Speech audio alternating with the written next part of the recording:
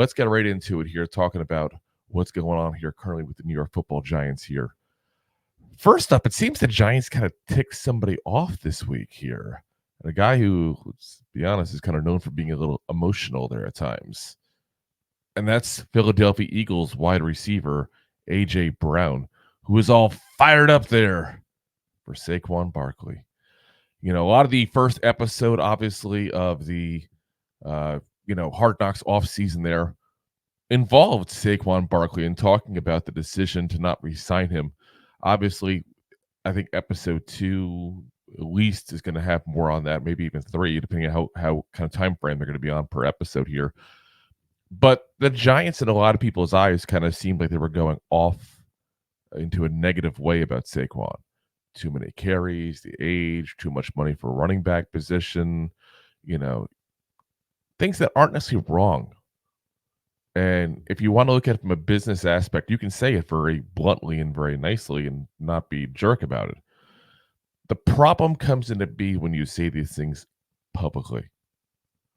And I think that's the issue the Giants are having, is that they publicly now said these things. It's out there.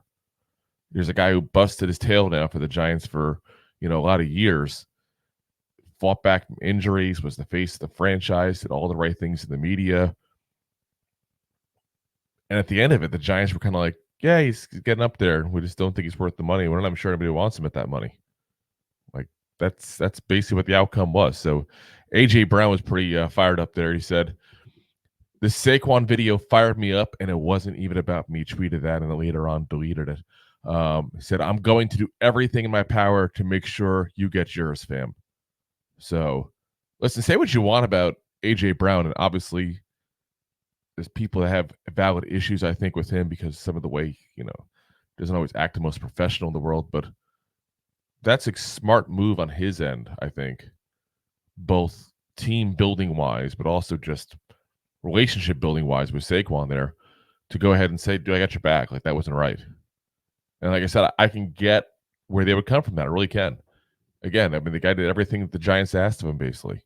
And in the end, they just didn't think he was worth it. Now, obviously, the last year with Saquon Barkley and the New York Football Giants, there was definitely some issues with how he played overall. Battling injuries yet again. Definitely didn't have his best year overall. But, in the episode even, they talked about how, even Patrick Mahomes wouldn't succeed with this offensive line. So, you can make the call as well that is it valid for the Giants to go ahead and penalize Saquon Barkley for how he played last year behind that same offensive line.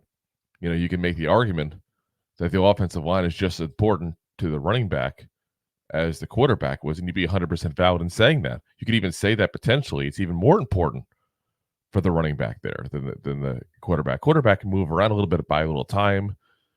The running back, there's a set play, there's a set spot you're supposed to go, and that offensive line's got to be the one to open that hole there for you. So, I'm definitely a little bit disappointed with the way the Giants talked about Saquon. I could sit there and say, put a little more emotion into it, and I think it would have been fine with it. We said, if they had said something like, listen, he did a lot for us, he did great things for us, we really appreciate him, we really want to keep him long term, we're just scared about what's going to happen in the next couple of years to him on a huge contract, that'd be fine. But the way they talked about it, here's a bloated free agency class, we don't think he's even the best of that class. Josh Jacobs seemed to be better in their eyes than him. And like I said, not having the injuries and all that stuff. Swift, even who the Eagles had last year, was somebody they were also seemed kind of interested in. It just seemed like I could see how it could be perceived as disrespectful. I don't know if they meant it that way. I don't know if they meant it more as the head reasoning, not the heart reasoning there. But yeah, it's, again, A.J. Brown did the right thing, stood up for a teammate. And I hate to say that about an Eagle, guys. I really do hate to say that about an Eagle. But he did the right thing. You stand up for your teammates. So, wonder, though, who made him take it down. Was it the Eagles? Was it Saquon? I don't know. I'd be kind of curious to find that part of it out there. Saquon may very well be like, listen, guys, I just want to move on. Don't say anything back. Let it go. It's over. I'm done there. I'm Eagle now. That might be his theory. Or, like I said, it might just be the Eagles themselves saying, dude, take that down. Like, we're not getting involved more drama in the offseason. So, either way, like I said, it's an interesting story that, if we find out a little bit more on, could even be more interesting there.